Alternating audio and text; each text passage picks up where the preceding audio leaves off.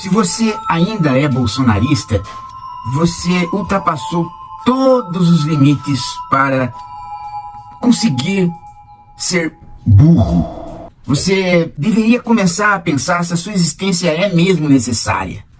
Veja só o que o Bolsonaro, esta mula, fez.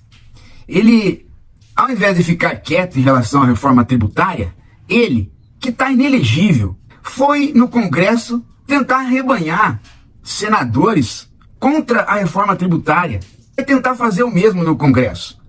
Perdeu mais uma vez. Perdeu mais uma vez. Por quê?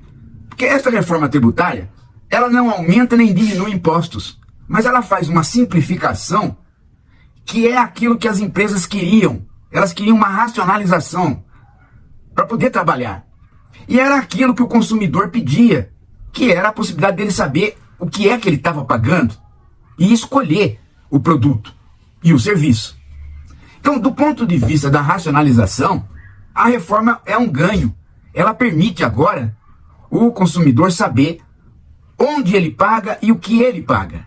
O que é federal, o que é estadual e o que significa cada produto. E o mundo da produção pode se organizar sabendo o que é serviço, o que é produto, o que é produto com serviço, quando você compra um software e aluga junto com ele a manutenção, de modo que o mundo da produção também consegue ser mais objetivo para calcular custos. Esse é o primeiro passo para você poder fazer mais tarde um sistema que comece com a progressividade, ou seja, que comece a cobrar dos mais ricos. Mas sem esta base, não dava nem para pensar qualquer progressividade por conta da caoticidade do nosso sistema tributário. Você tem uma ideia?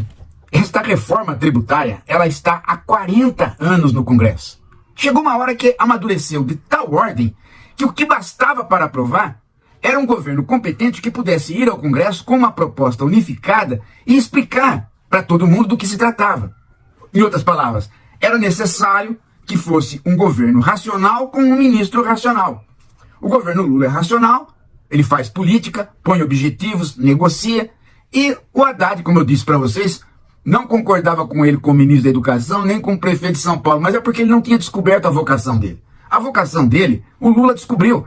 O Lula falou, você é o ministro da Fazenda. Ministro da Fazenda do Lula, e não o ministro da Fazenda que quer ser o presidente do país, fora de hora. E fez lá o jogo que tinha que fazer. E o Lula fez o jogo que tinha que fazer. O time jogou conjuntamente.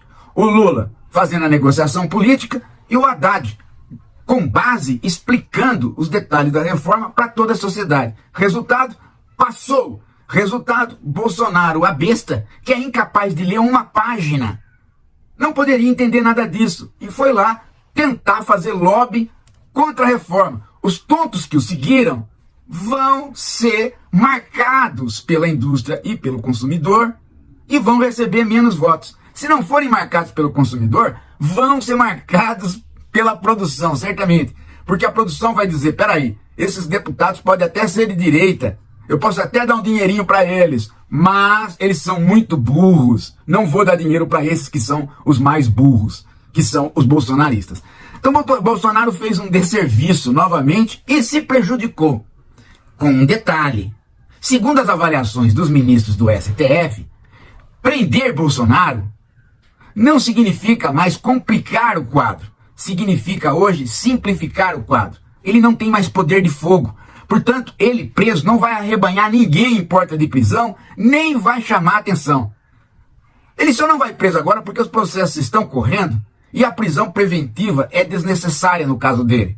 Mas, se os processos se acelerarem e ele for condenado, dificilmente ele escapa de uma pena maior. Bolsonaro tem que contar agora com o tempo. Ele tem que ver se as coisas ficam morosas.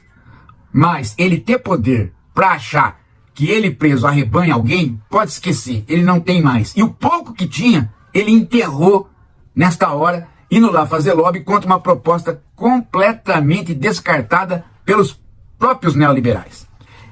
Cada vez mais fica claro para uma série de neoliberais que é preferível ter um governo de composição entre liberais e esquerda do que ter um governo de direita que para fazer o neoliberalismo se torna tão incompetente que acaba não fazendo nada, que é o caso do Bolsonaro. E como a terceira via não aparece, tudo indica que Lula vai conseguir surfar até as eleições e, se descuidar, ser candidato novamente.